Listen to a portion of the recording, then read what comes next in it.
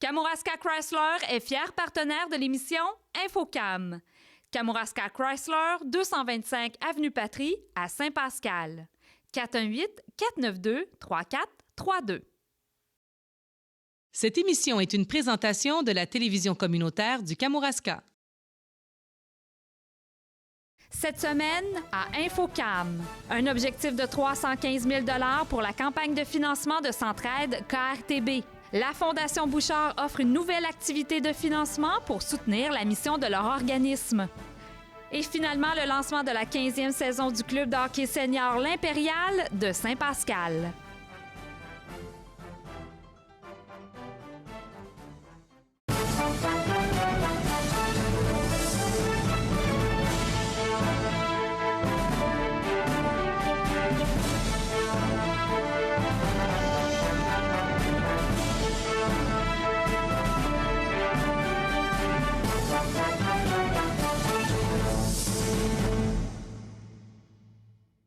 Bienvenue à cette nouvelle émission d'Infocam. Beaucoup de choses aujourd'hui à l'émission, donc on va commencer tout de suite. C'est en fin de semaine qu'aura lieu le banquet des récoltes pour la campagne de financement du Musée québécois de l'agriculture et de l'alimentation. Il reste encore quelques billets et pour les indécis, voici le fameux menu expliqué par nul autre que le chef du Collège de Sainte-Anne-de-la-Pocatière, M. Claude Provencher. Alors, on a choisi les mets régionaux, qui sont à l'entrée l'esturgeon et l'anguille fumée. Et puis, au potage, ce sera une soupe au lait et à la citrouille, ainsi que le plat principal sera du rôti de porc déglacé au lait et à oignons caramélisés. Puis, en entremets, nous aurons une salade à la crème. Et puis, pour terminer le tout, ce sera une tarte aux pommes. Les produits sont tous régionaux, alors le comité organisateur a été mandaté pour aller chercher des commanditaires locaux. Et pourquoi qu'on vous a choisi, vous? Est-ce que vous êtes un chef hors pair? En fait, mon expérience, c'est quand même de 30 ans déjà. Et puis, ici au collège, on a la chance d'avoir toute l'installation pour accueillir le nombre de personnes qui visent, soit 250 personnes. Et en terminant, M. Provencher, parlez-nous de la présentation du repas. Est-ce que vous avez déjà pensé à ça? Alors, vu que c'est un banquet des récoltes et qui se veut régional et agriculture, on a visé dans les années antérieures où grand-maman préparait elle-même sa table et puis déposait tous les plats sur la table. Alors, ce sera la façon cette année de procéder au menu. La semaine dernière, c'était le lancement de la campagne de financement annuelle de Centraide KRTB. Un objectif un peu plus élevé que les autres années, mais combien important pour les organismes communautaires de notre région. Voici tous les détails avec son directeur général, Sylvain Roy. C'est toujours une campagne automnale, Centraide partout au Québec. Ça se passe de ce temps-ci jusqu'à Noël. Et l'objectif pour le KRTB, c'est 315 000 cette année. C'est développé à l'intérieur des MRC aussi. Il y a des objectifs qui diffèrent d'une MRC à l'autre. Au Kamouraska, c'est 95 000, c'est 47 000 à Rivière-du-Loup, 19 000 au Témiscouata, 10 000 dans les Basques et 144 000 à l'extérieur avec d'autres grands donateurs. Donc, c'est un montant sur lequel on compte beaucoup pour continuer à supporter nos 38 organismes dans le KRTB, dont 12 au Kamouraska. Vous avez parlé de votre objectif. Si on revient à l'année dernière, quel était votre objectif? L'objectif était 303 l'an dernier et on avait terminé avec 310. Je laisse faire les dollars, là, mais c'était donc, on avait quand même grandi un peu l'an dernier et on souhaite faire la même chose cette année. Et parlez-nous de vos présidents d'honneur cette année. Je crois que c'est quand même un peu différent là, des années dernières. Oui, bien, on réussit pas toujours à recruter des gens dans une MRC. C'est pas tout le monde qui veut s'impliquer et qui veut mettre son nom en haut de la pyramide du bénévolat. Mais on continue à faire des démarches annuellement. Et au Kamouraska, ce sont les deux maires de la Pocatière et Saint-Pascal qui ont accepté de le faire. Et ils avaient déjà décidé en 2014 de s'impliquer en coprésidence. Donc, c'est Rénal Bernier, maire de Saint-Pascal, et Sylvain Hudon, le maire de la Pocatière. Outre la campagne de financement qui s'amorce, il y a aussi des activités qui vont se rallier à cette campagne de financement. Qu'est-ce qu'on va retrouver? Oui, bien, à chaque année, il y a toujours un envoi postal très, très développé au niveau des entreprises, des individus au Kamouraska et ailleurs au KRTB.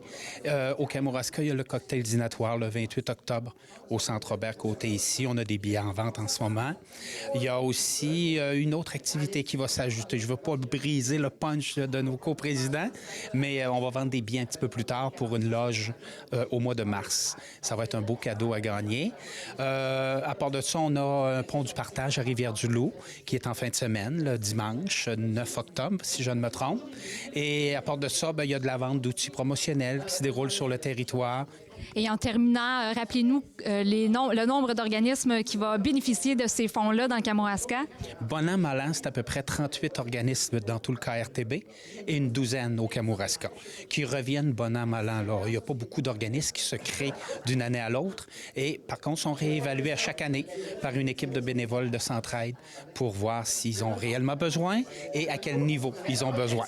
Alors, messieurs, expliquez-nous pourquoi vous êtes les deux coprésidents de la région du Kamouraska pour Centraide. En tout cas, moi, personnellement, toi, probablement aussi, on a toujours été très impliqués sociablement. Donc, c'est pas parce qu'on est devenu maire qu'on a coupé les liens. Puis je pense que Centraide, c'est un organisme assez exceptionnel. Là, je tiens quand même à mentionner qu'il y a beaucoup d'autres organismes. On ne privilégie pas personne par rapport à l'autre. Mais là, actuellement, on est président d'honneur de cette campagne-là. Puis je pense qu'on va embarquer à fond là-dedans. Puis on espère que les gens vont embarquer à fond. Et tantôt, j'ai dit une petite phrase. Puis je rencontrais une personne qui était ici avec moi tantôt. Puis il me dit, oui, tu as parlé que ça concernait les gens. Mon travail avec les gens, pour les gens.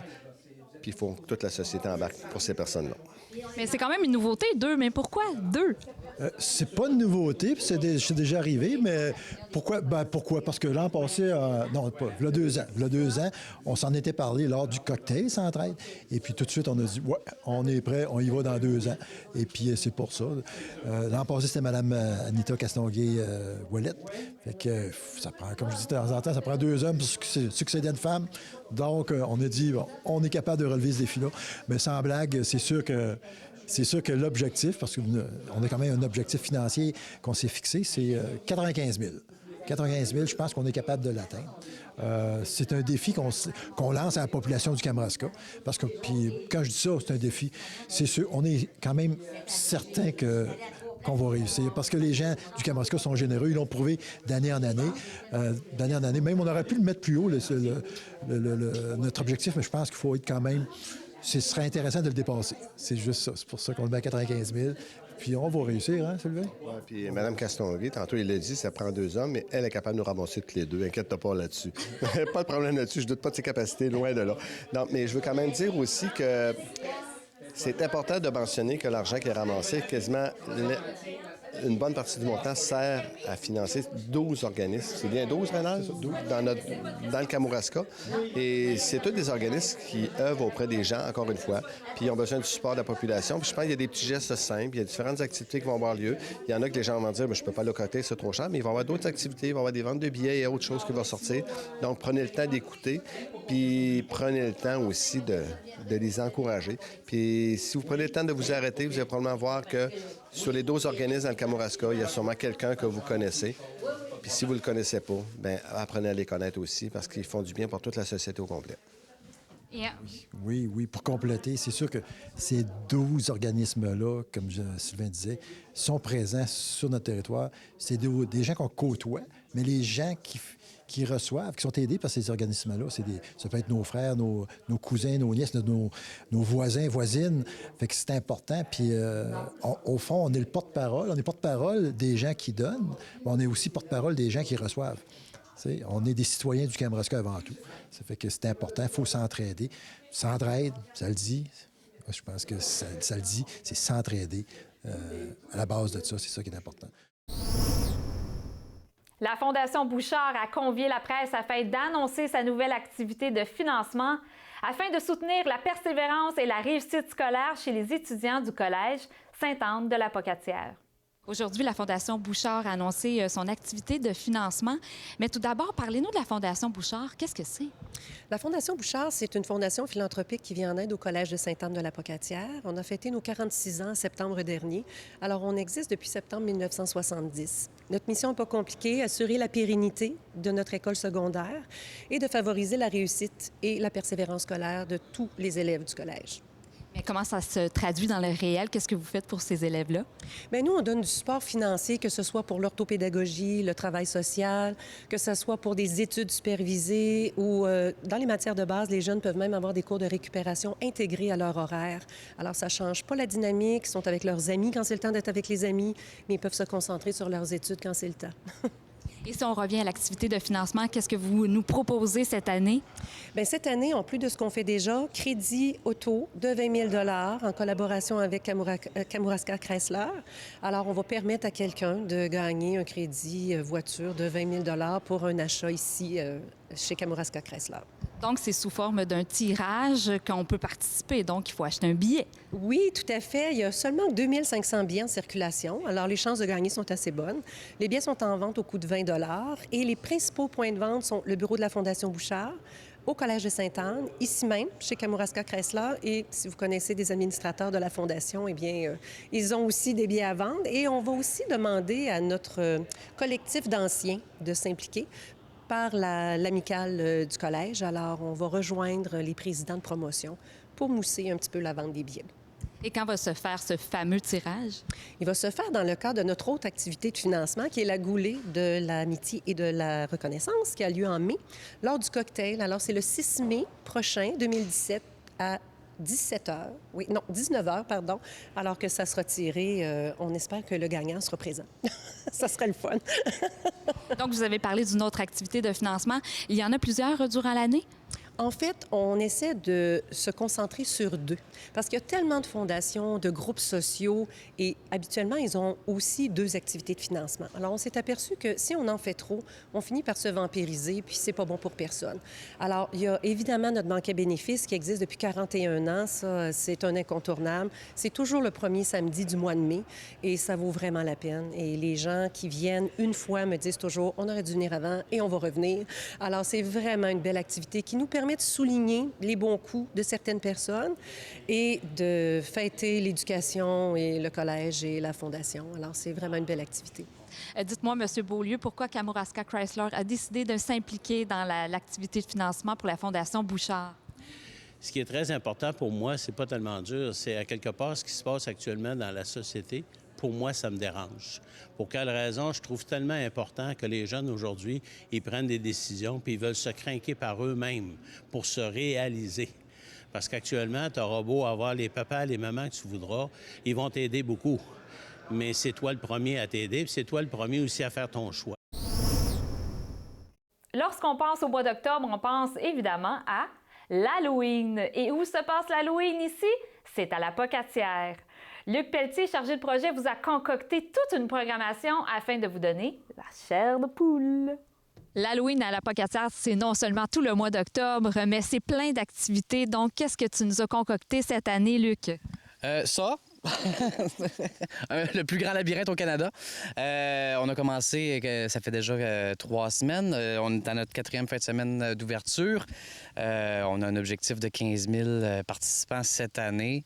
On l'espère. On se croise les doigts, on se fait des tresses, on fait tout ce qui est possible pour pouvoir avoir notre 15 000. Ensuite, maison hantée. En fait, cette année, on le fait sur 2 fins de semaine. 21-22 octobre et 28-29 octobre. À la gare de Sainte-Anne, déjà à la base, la gare de Sainte-Anne a fait peur, surtout le soir, comme bâtiment. Fait que ça va être intéressant, là. C'est une belle collaboration qu'on a avec la municipalité de Sainte-Anne.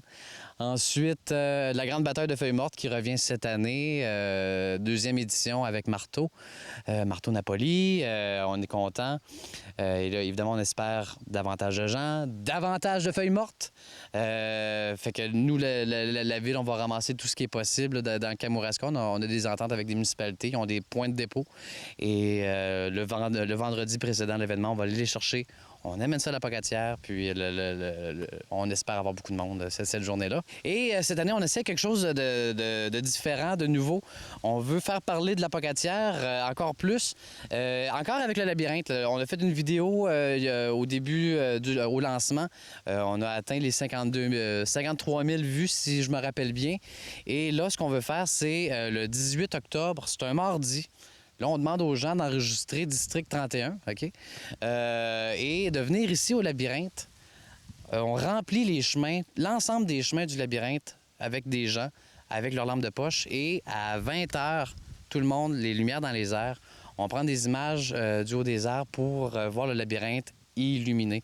Donc après Paris Ville-Lumière, ça va être l'Apocatière, labyrinthe Lumière. Si on veut avoir toutes les informations des activités qui vont se passer, on peut s'informer où, Luc? On peut s'informer directement sur halloweenlapocatière.com.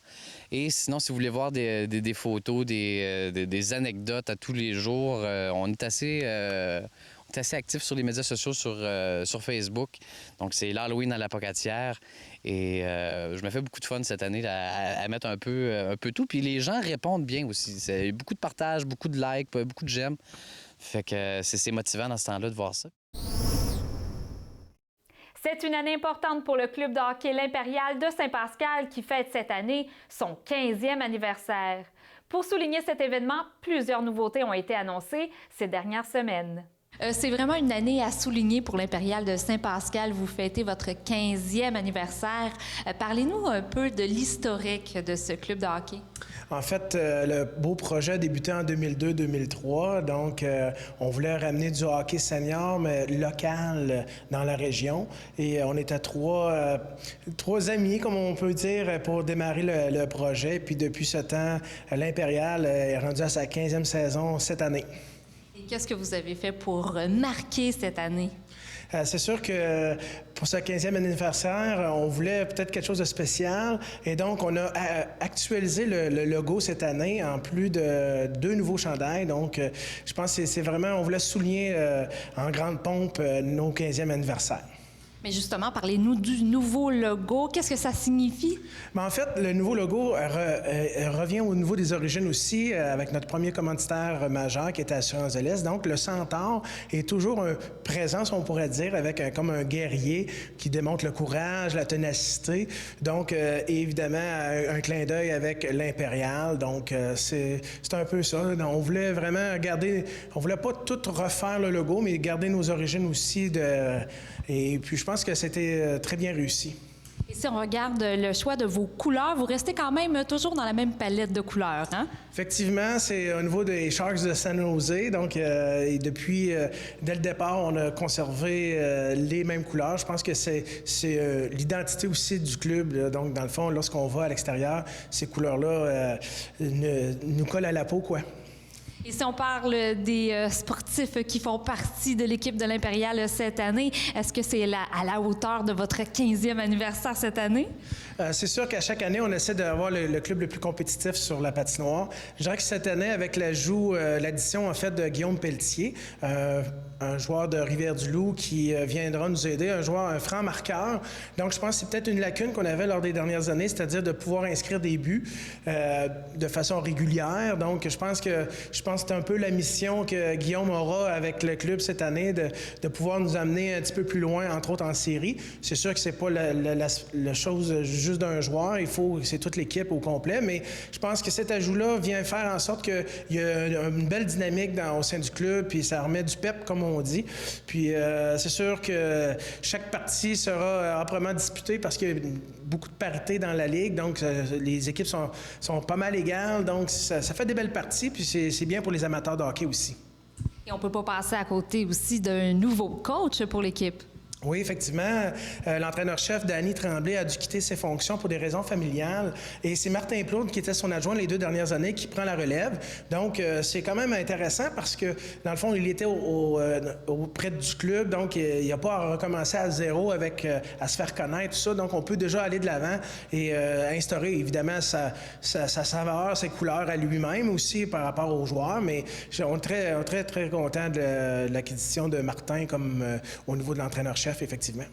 Et en terminant, on invite les gens à venir encourager les joueurs de l'Impérial de Saint-Pascal et d'être présents à toutes les parties, hein? Effectivement, je pense que c'était l'autre aspect, le 15e, ce que je profiterai de l'occasion, c'est de remercier aussi les commanditaires qui sont là depuis 15 ans, qui appuient le club de hockey, les activités du club, parce que c'est sûr que sans leur présence et sans leur apport, tant en argent qu'en service, ce projet-là ne pourra pas avoir lieu hiver après hiver.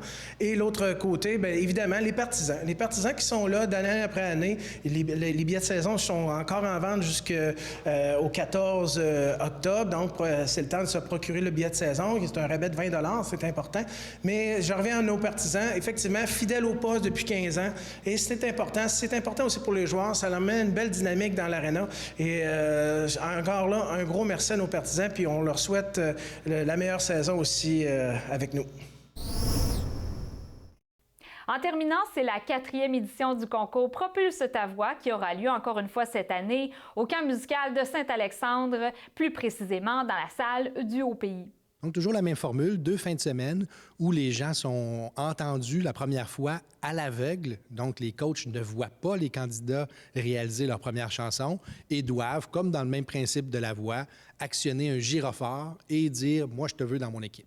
Puis évidemment, quand il y a 2 ou 3 ou 4 coachs qui choisissent une personne, bien, la personne a à faire le choix de l'équipe où qu'elle veut participer et se rendre en demi-finale, etc., et de vivre la 2e fin de semaine, finalement, où 40 finalistes pourront représenter encore une fois des chansons pour se rendre jusqu'en grande finale et peut-être gagner la 4e édition de Propulse ta voix. Les citoyens de la région peuvent aussi participer à ce concours, dans le sens qu'ils peuvent aller encourager les chanteurs d'ici. Oui, déjà dans la première fin de semaine, je pense que l'appel qu'on peut faire aux gens du milieu, c'est de venir voir les auditions à l'aveugle, qui sont le moment où on voit le plus grand nombre d'artistes. Ça se passe durant toute la fin de semaine, donc ils ont le choix entre 2 représentations par jour pour venir entendre les candidats. Puis là, ça dépend du nombre d'inscriptions, évidemment, où il y aura environ, je ne sais pas, 70, 80 candidats qui vont chanter devant les coachs. Puis ça, c'est quand même drôle et c'est aussi formateur. Je pense aux gens, il y a beaucoup de chorales dans notre région, il y a beaucoup de gens qui aiment chanter, mais qui oseraient peut-être pas se rendre dans un concours comme ça. Mais je pense que l'idée, c'est extraordinairement formateur d'entendre les candidats, mais aussi d'entendre après les coachs, donner des commentaires, leur donner quelques conseils peut-être pour le futur et aussi dire « Hey, wow, ce que tu as fait, c'est extraordinaire, donc je te veux dans mon équipe. » Donc, de voir tout ce dialogue-là qui est fait avec les coachs et les participants, c'est ça qui est assez exceptionnel. Puis ça se passe vraiment dans la première fin de semaine. Après, là, c'est un peu plus côté spectacle. Puis dans la salle ici, je peux vous dire que c'est vraiment fabuleux parce que ça sonne bien, les candidats sont bien sur scène, le public aussi, les familles qui viennent supporter leurs candidats, les coachs aussi qui, en général, sont tout à fait extraordinaires avec le public et avec les candidats aussi. Propulse ta voix garde quand même la même formule d'année en année, mais renouvelle toujours leurs coachs. Tu viens d'en parler. Donc, qui sont les fameux coachs de cette 4e édition? Au fait, les coachs qui vont venir pour faire cette édition-ci, on sait qu'Éric Côté, le responsable du projet Propulse ta voix, prend toujours le temps d'engager des gens qui vont avoir ce côté-là, qui vont être sympathiques là, avec tout le monde. Donc, c'est tous des gens qui ont participé déjà à la voix, mais là, qui vont se retrouver comme coach, fait que c'est assez fabuleux pour eux. On parle de Mesdames Andréane Martin et Marie-Pierre Guilbeault, ainsi que M. Stéphane McNicol et David Paradis. Les 4 artistes ont déjà vécu l'expérience de la voix, donc vont cette fois-ci pouvoir se permettre d'être un peu plus comme des coachs, au fait, et de donner leurs conseils à chacun des candidats. Ce concours, comme tu l'as dit, permet de chanter devant le public, de montrer sa voix, mais aussi il y a un beau prix à la fin là, pour les gagnants. Au fait, avec l'ensemble des partenaires qui y participent, là, on pense à Kamouraska Chrysler, à la Caisse ici des Champs et des Bois, à la Coop de Saint-Alexandre, le camp musical aussi qui supporte l'événement énormément. Donc, je pense que tout ça fait en sorte qu'à la fin, le candidat gagnant va gagner 1 000 $ et gagne aussi un enregistrement studio au Studio Desjardins ici du camp d'une valeur aussi de 1 000 $. Donc, puis ce qui est le fun, ce qui est drôle, c'est cette année, pendant la première fin de semaine, pendant l'édition de Propulse ta voix, la gagnante de l'année passée, qui restait là, quand même assez loin, là, même je pense en Ontario, va venir faire son enregistrement qu'elle a gagné l'an passé. Fait que, tu sais, c'est quand même super sympathique, toute l'espèce de synergie que ça crée.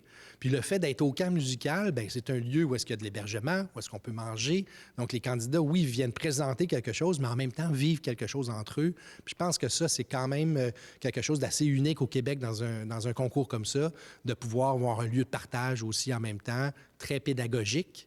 Parce qu'une des nouveautés des dernières années, c'est de vivre aussi une journée de formation avec son coach. Donc, le candidat participe. S'il passe la première étape, parce qu'il a été choisi avec le gyrophare qui tourne, bien, il se rend 2 fins de semaine après. Le vendredi, il passe une journée complète avec son coach, dans le but vraiment d'offrir au public quelque chose d'encore plus explosif.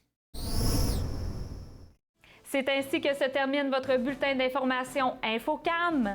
Merci d'avoir été avec nous et on se donne rendez-vous la semaine prochaine.